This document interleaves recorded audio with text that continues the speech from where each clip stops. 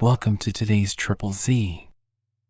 The Triple Z podcast is a daily program that you can use to help you fall asleep each night. Just turn down the volume, lay back, relax, and enjoy as you fall asleep. James Alfred Porter, 1892 to 1960, was an American-born anthropologist and ethnographer living in Mexico. He is best known for his book, which we will be reading from today, A Prince of Anahuaca, Histori-Traditional Storyantedating the Aztec Empire. Porter spent most of his career in the field, traveling to the remote and mostly uncharted regions of Mexico and Central America to collect, study and publish works on Mexican and Central American indigenous cultures, as well as their region's ancient and modern history, language, and traditions. Among his other works are articles and books on the indigenous peoples and cultures of Veracruz, Campeche, Chiapas, and Oaxaca, as well as the Totonac. He was widely respected and highly regarded by his noted contemporaries, including Ruth Benedict, John Kenneth Turner, Ricardo Pozas, and Matthew Stirling. If you enjoy our program, please be sure to write us a review on your podcast platform and share us with a friend. You both might sleep just a little better at night. Our website is Triple Z, that's 3zs.media. You can also like and share our content on Facebook or our Instagram account ZZZ Media Podcast. Music for today's episode was provided by the Sleep Channel on Spotify. The Great Valley of Anahuac, the Valley of Mexico, if not now, was once a grand and beautiful spot, such as is rarely found upon the face of our terraqueous globe. When nearest its natural state, in the time when its inhabitants directed their efforts to beautifying and not to marring it, it might well have been denominated an Eden. We refer to that period in its transition, which covered a century or two prior to the fall of Montezuma. The majority of the people of Anahuac were not, strictly speaking, Aztecs, but became so by centralization, the Montezumas and their immediate predecessors becoming, by the trend of events, masters of the situation. The great Aztec Empire had scarcely a half-century of existence and was preceded by a condition of things in which tribal distinction prevailed, the Aztec being only one of many tribes, and not greatly superior, if superior at all, to some of its neighbors. In fact, the Aztecs, prior to the overthrow of the Totonac Empire, unquestionably occupied a position of inferiority. From this time on, however, their power and influence may be said to have rapidly increased until their supremacy was assured in the formation of an empire with their ruling prince at its head. That the reader, who is not informed with respect to the Anahuacans and the conditions which prevailed among them, may be better prepared for an intelligent perusal of our story, the following brief account of them is presented. They were a remarkable people in many respects, and, when the lack of opportunities which hindered, and the peculiar conditions which influenced them, are taken into account, were wonderfully intelligent and well advanced in civilization. Although of the Indian race, they had nothing in common with their red brethren of the north in their habits and manners. Their religion was based on an incongruous and exaggerated mythology, which, through the influence of superstition and the machinations of a perniciously insinuating priesthood, resulted in idol worship and the terribly vitiating practice of human sacrifice. They believed in a supreme being whom they supplicated, but in an indirect way. They were unable to conceive of a personal unity so comprehensive in attributes of perfection as is the great Creator and Savior of man, and, therefore, supplicated through inferior ministers, presiding deities, represented in great images set up in their teocallis, temples. They had a system of education which embraced a traditional history, astronomy, mechanics, arithmetic, and a means of communicating ideas by written signs, designated hieroglyphical painting, which was imparted to the youth through the medium of a public school under the management of the priesthood. Their domestic habits and the rules regulating intercourse between the sexes were most advantageous for the women.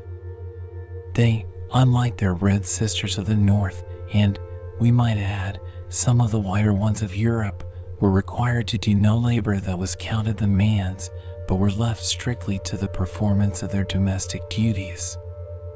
They were treated with the greatest consideration, especially by their husbands, and, when sought after in marriage, were courted in a manner truly chivalrous.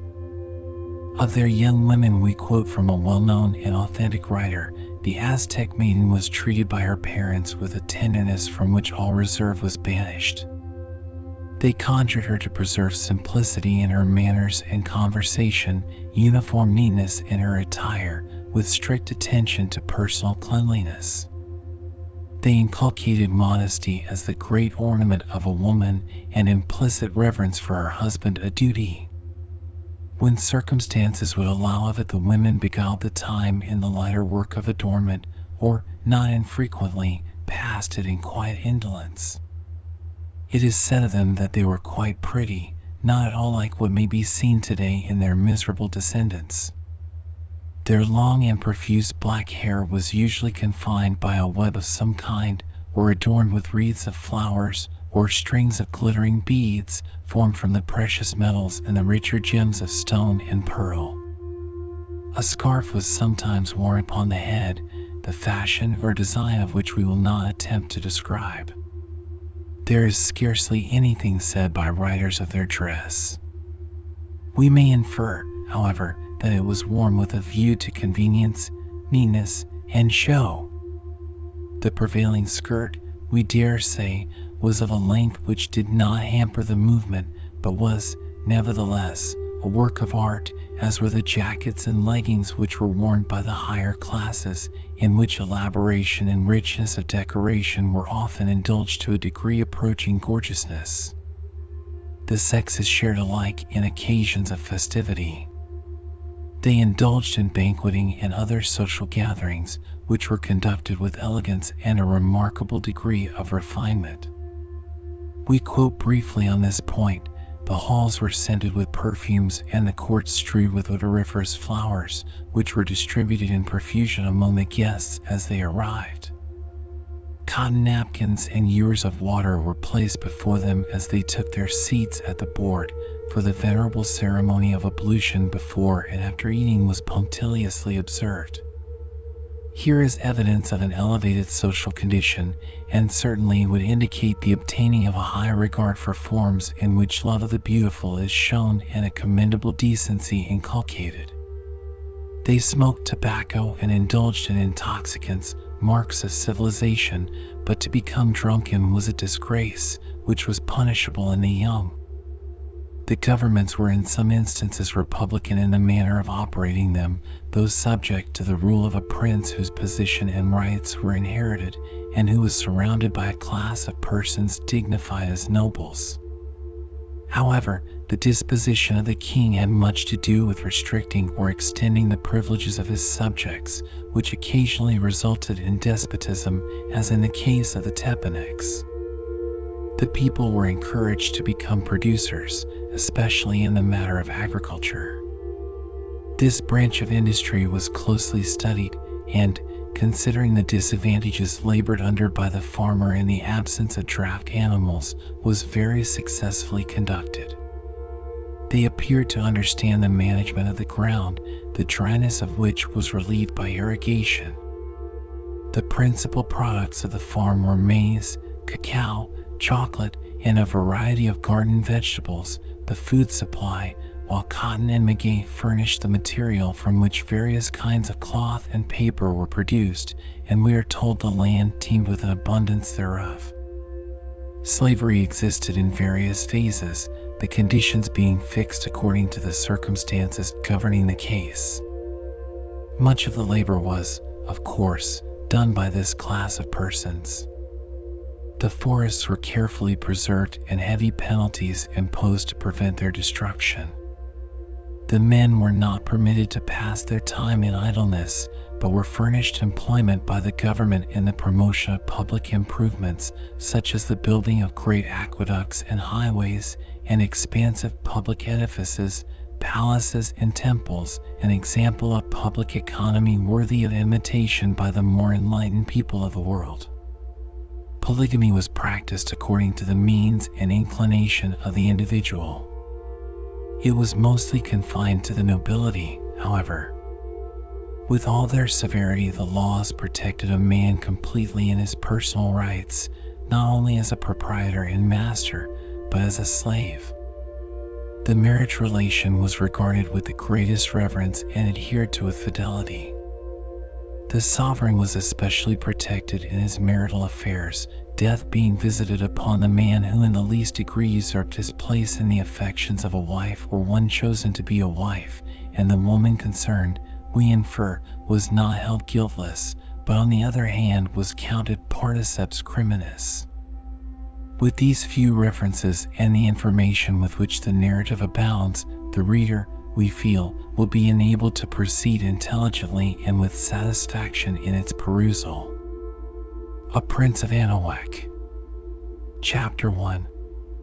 In a private and secluded apartment of his ancestral palace sat Huacuil, the then reduced Prince of Texcoco, deeply engrossed in the mysteries of some hieroglyphical manuscript lying on a table before him. While thus engaged, his personal servant, Oza, appeared at the door of his apartment and paused in an attitude of waiting. The prince, happening to look up, saw him and said, "What is your errand, Oza?" "If it will please my master, Itzalmo would have speech with him," replied he. "Bid Itzalmo come, and, Oza, stand without. I may want you." In the early part of the 15th century, and about 100 years prior to the conquest of Mexico by Cortez, the Anahuac was just entering on its golden era. It bloomed then, as it never has since, with an almost endless variety of tropical vegetation, and under the skillful hand of its inhabitants was made to appear like a vast park or garden. Its cities were marvelous in the peculiarity of their construction.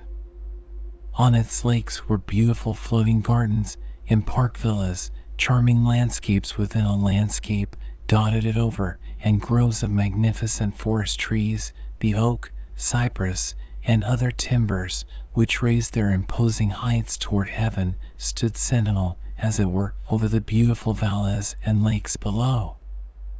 Of the many tribes of people then occupying the Anahuac, the Texcocans, Totonacs, Mexicans, Aztecs, and Tlacopans were among the larger and most prominent.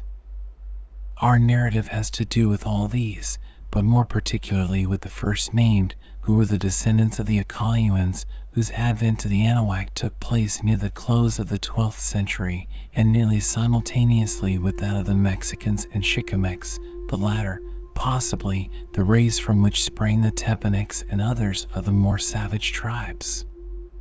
The Acayuans were a mild and peaceably disposed people, and intelligently superior. Their descendants, the Texcocans, so called from the name of their chief city, inherited their admirable characteristics and sustained their superiority for intelligence.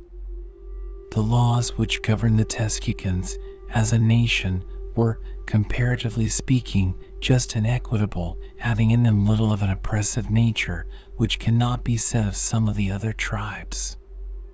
A few years previous to the time at which our story opens, they were a happy and prosperous people, and were ruled by a king who had a kind and generous disposition, and who always held the welfare of his subjects of first importance, for which he was greatly beloved by them.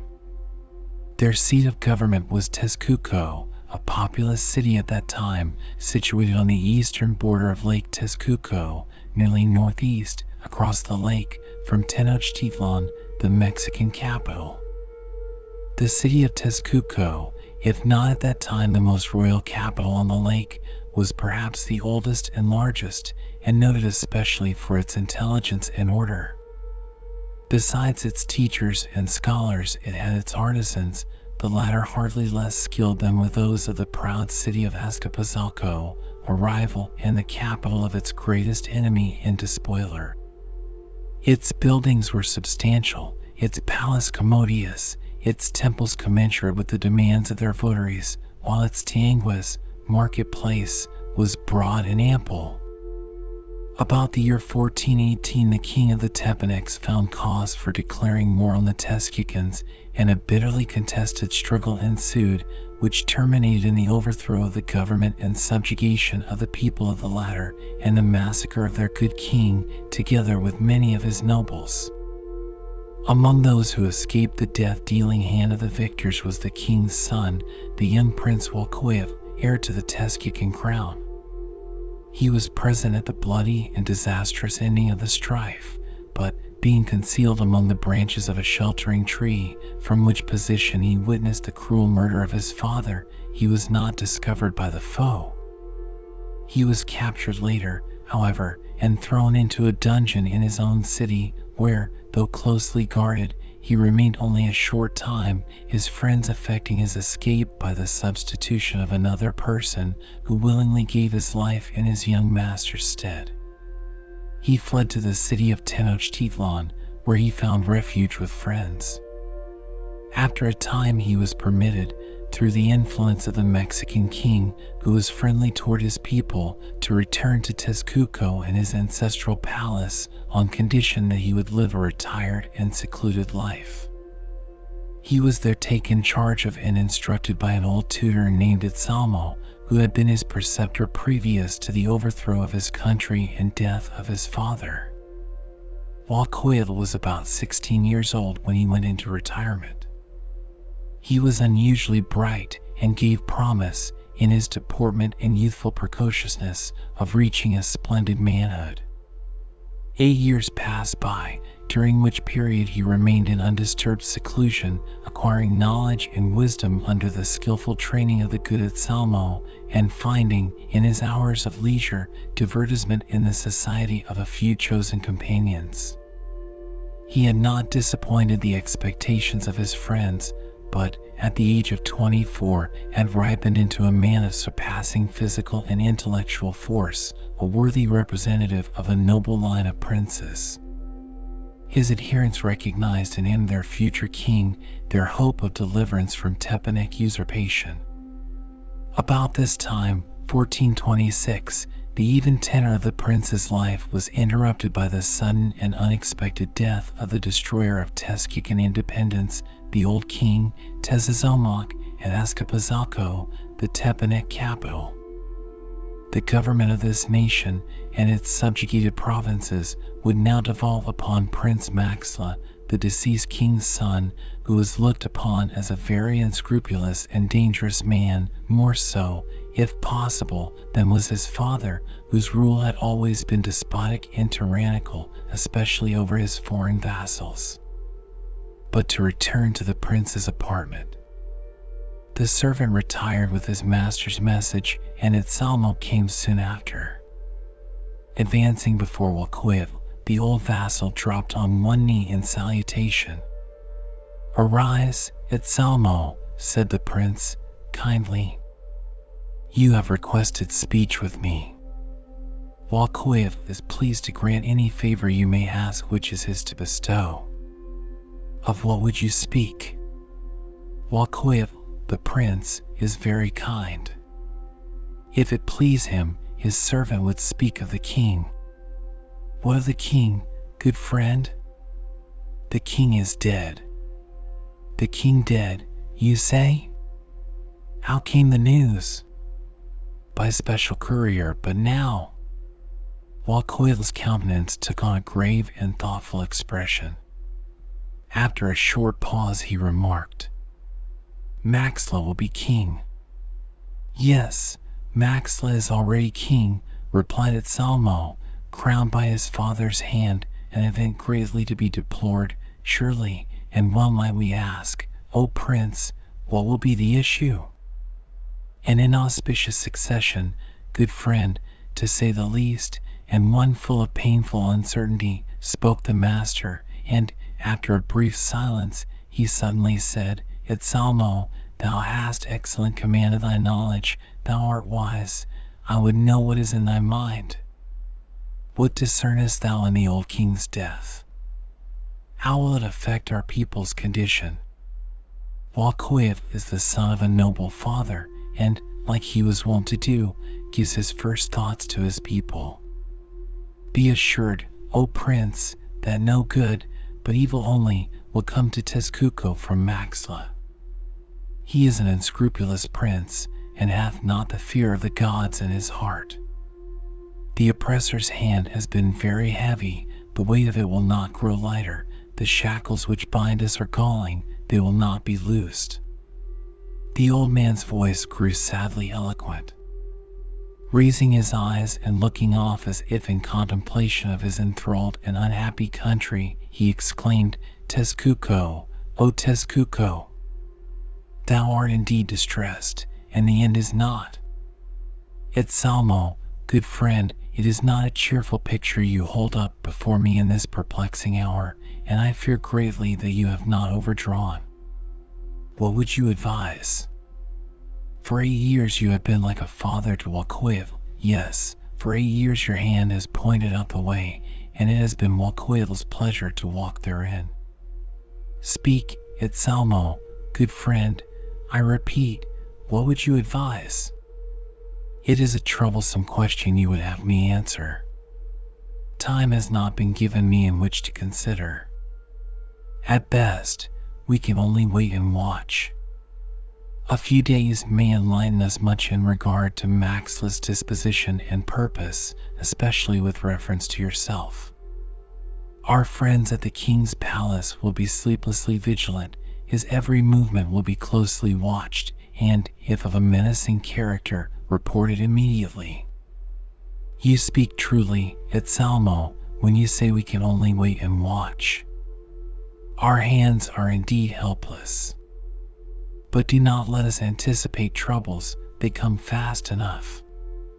Have done with that, then, and look at this, returned the prince, calling the old preceptor's attention to the manuscript on the table, which proved to be the work of his own hand, and of which he desired a critical inspection by Etzalmo. After a close scrutiny of the manuscript, the old tutor said, showing his gratification and approval, Walcoit has done well.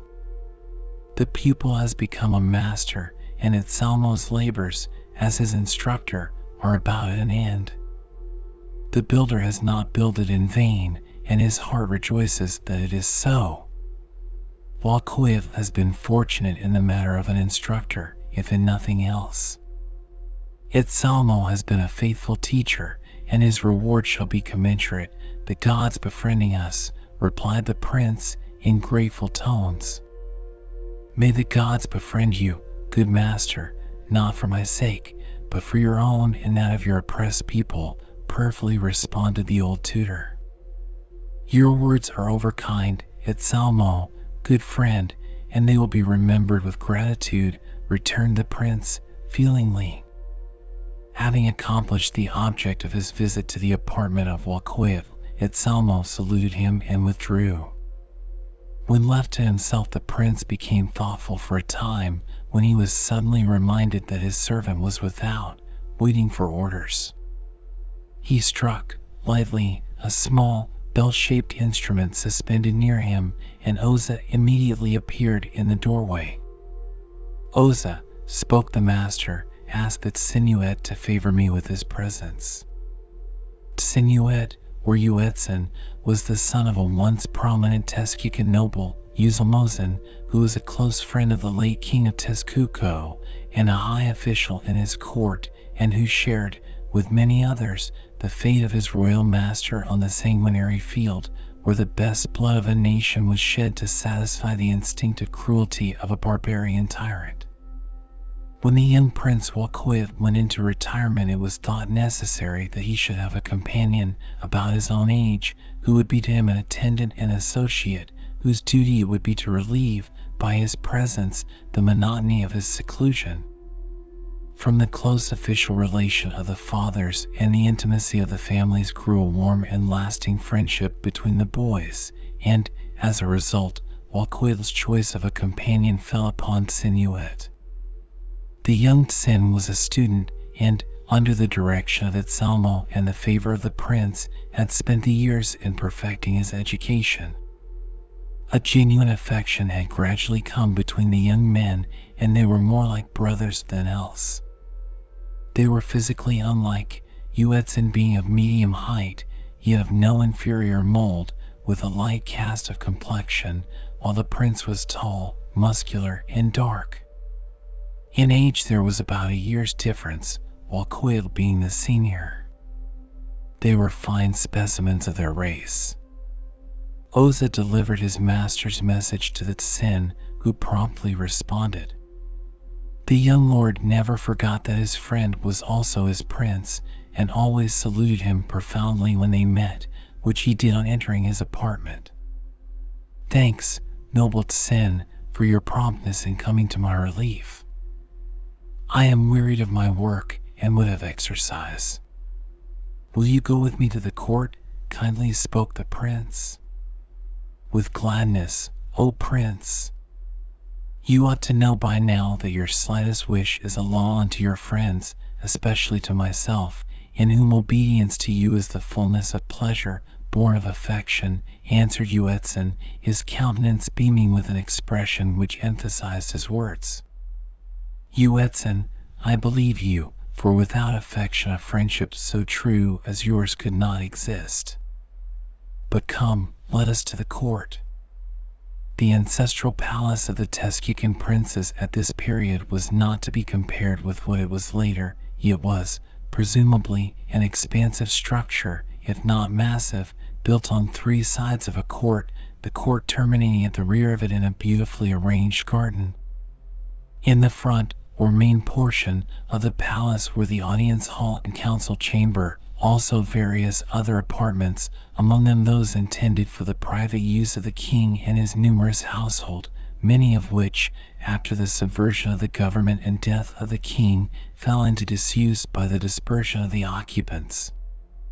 In one of the back wings which extended along the side of the court were the culinary establishment, banqueting hall, and, communicating with the latter, saloons or reception rooms.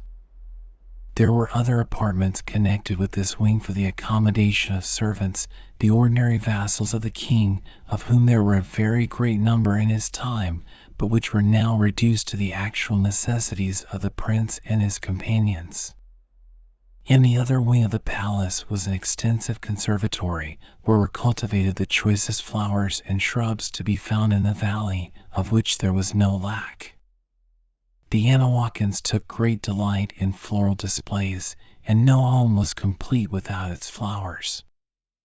When the prince and his companion reached the court, they found some of their attendants playing at ball. This was one of Walquid's favorite means of obtaining exercise and relief from the depressing effects of his enforced seclusion, and they immediately joined in the game.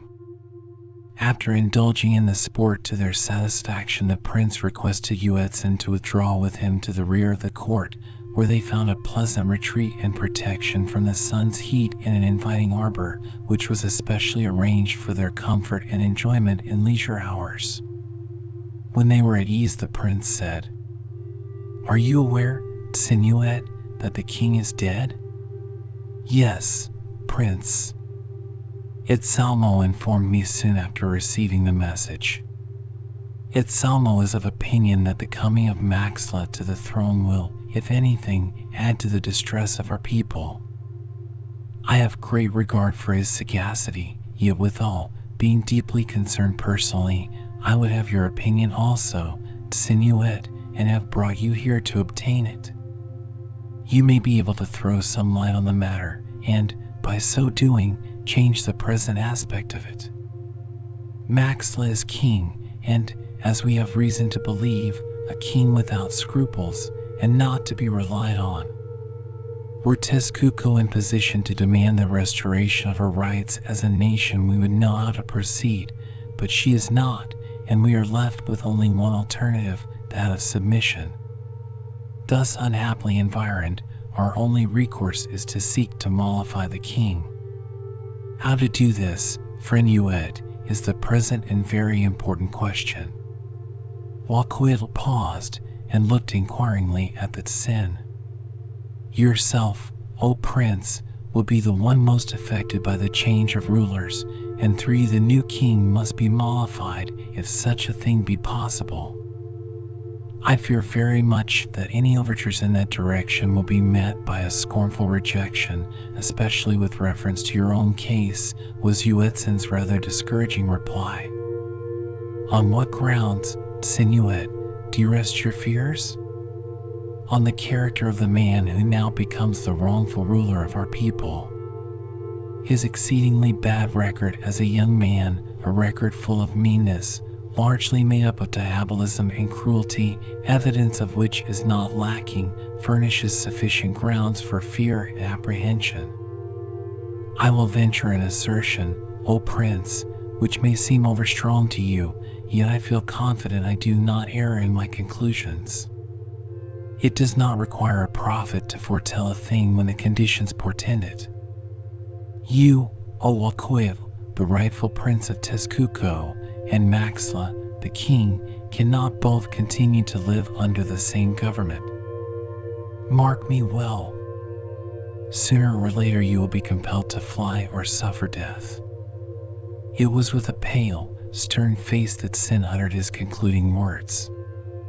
The prince looked at him in amazement, considering the enormity implied in the prediction, yet, when he spoke, it was with perfect calmness. You undoubtedly believe what you say, my dear Sin, yet I am slow to think myself so obnoxious to the king as your words imply. You are obnoxious to him, noble prince, to the extent of being feared. He is a jealous and suspicious man, in addition to his many other faults, and will brook no possible rival to his authority over Tezcuco. While Wakoil, the beloved prince of an enslaved people, lives and is, in a measure, at liberty, Maxla will not rest in security. Believe, O noblest of friends, I beg you, that I would not unduly excite you in this matter, but being deeply impressed with the thought that your life is in jeopardy, I am impelled to raise my voice in mourning. After a moment's pause the prince said, Sinuet, I must know to a certainty if your apprehensions of peril to myself are correct. Have you any plan to offer? You seem to have given the matter thought. What would you do? Inquired Wakoil, showing unusual concern. I would go to Azcapotzalco and into the king's presence at once and offer him allegiance. If he contemplates harm to you, he will show it. He will not dare to molest you openly without cause. Your return may be fraught with danger, yet it is worth the hazard to learn his mind, replied the Sin. The past has taught me, Yuetsin, that your opinions are usually well grounded. The character established by Prince Maxla in the past, as you say, is sufficient cause for apprehension. Your words have stirred me deeply, and I think I will act upon them, though, before doing so, I must have time for thought. Say nothing to anyone of what is in your mind respecting this matter, not even to Itzalmo. He would only oppose my going before the king, returned the prince, and continuing, he said, I pray your judgment may be in error this once, though, looking at it as you do, I fear the worst. The young men, feeling somewhat dejected, very soon left the arbor and returned, each to his own apartment. Chapter 2. Lake Tezcuco, the principal one of several situated in the Great Valley of Mexico, 4 3/4 centuries ago, when the present Mexican capital, then Tenochtitlan, stood a league or more within its borders, was quite an inland body of water, covering well onto 400 square miles of surface. Since that time this lake has shrunk into a remarkable degree, leaving the Great Valley City and the sites of others now reduced to insignificance miles away from it. At the time to which our narrative refers, nearly all the chief cities of Anahuac were situated on its shores, among which was the Tepanec capital, Azcapotzalco, located near the northwest corner of the lake. To this city we now have occasion to turn briefly. Azcapotzalco was designated as the royal city, which, if it signified anything, meant that in the time of its ascendancy it was the most magnificent seat of government on the lake, if not on the Anahuac. It was a city of walls, we are told, and must have boasted of elegant structures of stone and sun-dried brick, which suggests the idea of towering temples, a grand palace and court, and extensive avenues where swarmed an aggressive and busy population. Its artificers, it is said, were superior in skill to those of any other city on the Great Plateau, which meant much when we consider that among these were to be found jewelers who could unify metals so perfectly as to represent objects harmoniously variegated by alternately intermixing of silver and gold. Of their weavers we may speak equally well. The ancient Mexicans were the first people to use the cochineal for purposes of coloring, which, after the conquest, was introduced into Europe by the Spaniards. Their weavers were enabled with it to make the products of the loom not only brilliant but beautiful. The fineness of their fabrics varied in texture as well as in dye, the most finished being made of cotton, one of their principal products, with which was interwoven the finest animal hair, forming a web fit to be worn by a king. A royal city, we may well believe, was Azcapotzalco when Maxla, the tyrant rival of Prince Walcoyotl, became the arbiter of its destiny. Maxla was seated on his throne in the audience hall of his palace, surrounded by his chiefs and advisors, nobles of his realm, holding conference with them regarding the duties of their respective positions and arranging other matters pertaining to his new and exalted station. The king was a man of medium stature, with a well-rounded physique, swarthy complexion, and very coarse features. His eyes were small and black, and lighted up with a gleam of cunning and ferocity, which gave to his countenance a decidedly disagreeable expression, and one that boded no good to those whom he might deem his enemies. The costume he wore consisted of a loose-fitting tunic and leggings made to fit his limbs closely to below the calf, the whole wrought from the finest cotton fabrics and ornamented with trimmings of gold. Over his shoulders was carelessly worn a rich mantle of featherwork. His feet were encased in sandals made from the skin of some wild animal, while on his head rested a crown formed of precious metals and ornamented with gems and a pennick of richly colored feathers. His chiefs were similarly dressed, excepting the crown, but in a less gaudy manner. A pause had fallen on the assembly, which was interrupted by the entrance of a herald who announced Prince Walcoyotl as desiring audience with the king. The mention of the prince's name caused no little commotion among the king's attendants. A cloud of disapproval came over Maxla's face, and the evil expression upon it was intensified. After a moment's hesitation, he directed that the prince be admitted. On entering the hall, Walcoyotl advanced before the king and saluted him in the accustomed manner, kneeling on one knee, placing his right hand on the ground and then to his forehead. While in this position, he laid at the scowling Maxla's feet an offering of flowers, which was emblematic of his peaceful intentions. The king gave a momentary glance at the prostrate prince, and then, with malice and hatred depicted on his countenance, silently and haughtily turned his back upon him. This action on the part of Maxla was highly significant. It was intended as a humiliation to the prince, and signified that his offering was rejected, also that no favor might be expected by him from the throne. Walcoyotl rose to his feet, deeply moved by the conduct of the king, and, after a moment's hesitation, quietly walked out of the hall. As he left the door, he was accosted by one of the king's attendants, who begged him to withdraw from the palace and city and return to his own as quickly as possible, for his life was in great danger.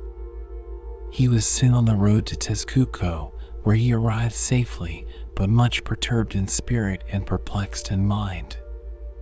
He went immediately to his private apartment and summoned Yuetzin into his presence. In a very short time that Sin appeared, and, after saluting him, said, I am here in answer to your summons, noble prince, and would know your pleasure. Be at ease, good friend, returned Wakoil, gravely, motioning the Tsin to a seat. A brief silence followed, which was broken by the prince. Yuetsin, he began, fixing his passionate eyes on his friend, the wisdom and penetration of an older head than might be expected has been given to you, as my appearance before the king has proven.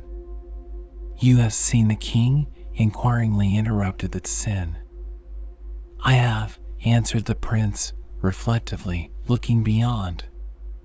Another short pause intervened, and recovering himself he continued, adopting a manner of expression peculiar to his race.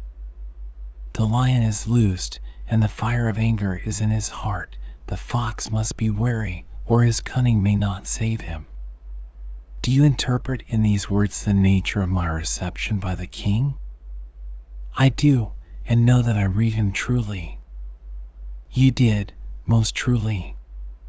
In accordance with your opinion and advice, I went before the king, and in the presence of his assembled chiefs tendered my fealty and peace offering to his majesty with the accustomed formalities. My offerings were rejected, and I, the Prince of Tezcuco, was spurned by him in the most humiliating manner, and compelled like a coward to slink from his presence under the infliction of the indignity, without the power to resent it.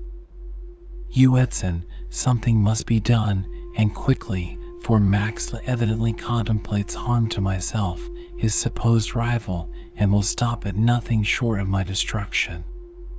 It must be victory for Tezcuco or death for our prince, as it now appears. Yuetsin felt that a reply was expected and said, Walcoil, the son of our lamented king, can rely upon his friends in any emergency. They are devoted to their country and prince, and only await an opportunity to avenge the wrongs which have been laid upon them. Your words, Tsinuet, are encouraging, for they strengthen an impression which I have hopefully entertained, that our people are still imbued with patriotism and love for their country, and may be led by incitement to do battle for its redemption.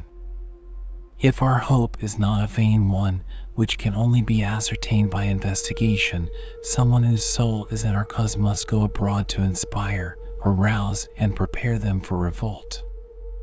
By my peculiar position, I am unfortunately placed.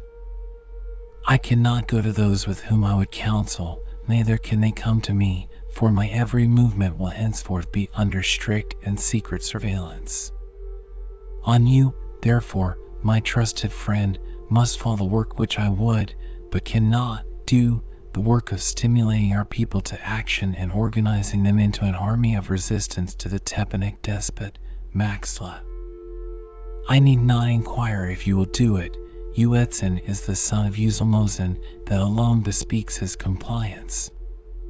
My life, O Prince, is at your disposal. You have but to command and I will obey. Spoken like the true Tezcucan that you are, noble Yuet. That Walcoyotl has not many more such loyal friends in his misfortune. The hour of need may discover to Walcoyotl an army of friends not less worthy of trust than Yuet, replied the Tsin modestly. Friends worthy and true, possibly never but one Yuet, returned the prince, with a look which voiced the affectionate esteem in which he held his companion. The Tsin was considerably affected by the prince's fervent manner and language, and appeared confused for want of a suitable reply, which the latter observed, and, quickly continuing, reverted to the main question under consideration. The mission on which you are about to go is a very dangerous one, said he. Should you be discovered, death would undoubtedly be the consequence. I am aware of that, O Prince, yet I beg you will have no fears for my safety. I will choose my own companions, and, be assured, they will not be of the emissaries of Maxla. I believe you, and now, since you are to go, let there be no delay. Seek our friends and counsel with them.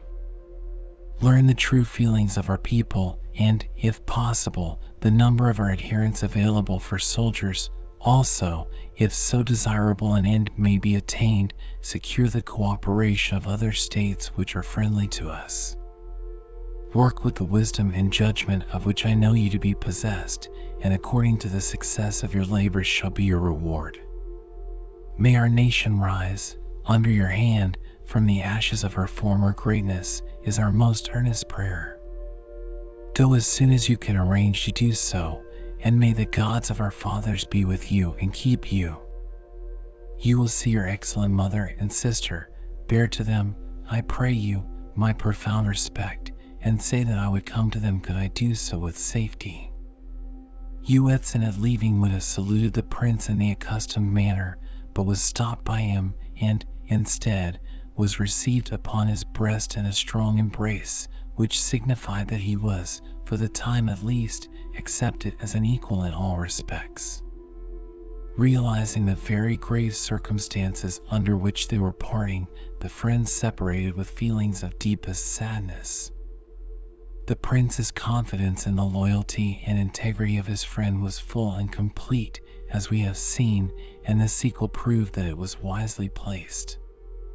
When the Tsin had withdrawn from the prince's apartment, the latter fell into deep meditation, as was his wont in the recent past. His thoughts at length appeared to turn on his aged preceptor, for he spoke audibly, as if addressing someone. Yes, the good Anselmo must not be overlooked in this matter.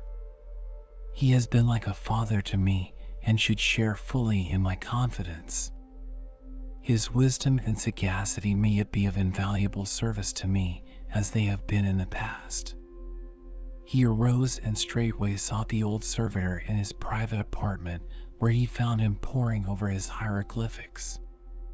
Salutations were exchanged, and the prince proceeded to relate the particulars of his visit to the palace of Maxla, also to express his fears as to the consequences liable to ensue, and his determination to meet them by a speedy preparation for resistance. Anselmo was not pleased that the prince had gone before the king unknown to him, yet his solicitude was instantly aroused in his behalf, and a careful study of the situation followed. The old preceptor was a man of marked shrewdness and cunning, and more than a match for Maxla if open violence was not resorted to. Friends, known to no one but himself, were to be found in the king's palace, who quickly notified him when anything of importance occurred in his majesty's household or court. In this manner he was kept informed and always forewarned. Acquainted, as the old Tezcucan was, with the treacherous disposition of the Totonacs, and Maxla in particular, he felt that the strictest watchfulness would be necessary to avoid surprise. He had saved the prince from the wrath of the old king, and hoped he might be able to save him again, should the emergency arise. He therefore begged him to be discreet and trust to him. "You are young, O prince, and with little experience to guide you," he said. "I pray you, be not incautious, but let your actions be governed by wisdom and understanding. Do not forget, O Wakwel, that the destiny of a people rests with you. Listen to him who has counseled and shown you the way in the past. Anselmo is your proven friend. He will do for you what no other can." The old man's earnestness was remarkable, and the prince felt it. He said, "Anselmo, I know that I may trust you wholly, for have you not, indeed, proven it in many ways? Be assured, then, my ever faithful friend, that your counsel shall not be ignored. I will be guarded in what I do. You have my promise."